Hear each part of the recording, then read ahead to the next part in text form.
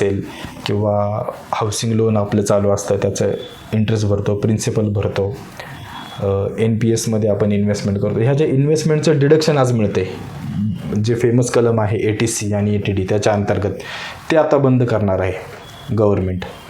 म्हणजे थोडक्यात कुठंतरी आता ह्या गोष्टींमध्ये लोक जे इन्व्हेस्ट करतायत, तर ही थोडी इन्व्हेस्ट करण्या लोक प्रेरणा कमी होईल त्यांची, थोडंसं त्याच्यापासून लोक हटतील इन्व्हेस्ट करायला.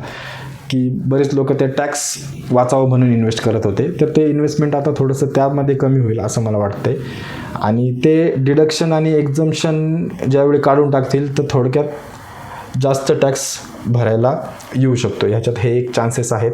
ठीक आहे, ते त्यांनी कॉम्पन्सेट केलं आहे, टॅक्स रेट कमी केलेला आहे. आज आपण पाहतो ओल्ड आणि न्यू 2 रिजिम आहेत. ओल्डमध्ये तुम्ही डिडक्शन घ्या आणि टॅक्स भरा, एक वेगळा रेट आहे. आणि न्यूमध्ये डिडक्शन घेऊ नका आणि टॅक्स भरा, त्याच्यामध्ये कमी रेट आहे. तुम्हाला चेक करावं लागतं, जे उत्पन्न तुम्हाला सोयीचं आहे रिजिम त्याच्यामध्ये तुम्हाला टॅक्स रिटर्न फाईल करावं लागतं. तर आता ऑप्शन राहणार नाही, आता न्यू कंपल्सरी राहील आणि त्याच्यामुळे थोडंसं जास्त लोकांना टॅक्स भरायला लागू शकतं.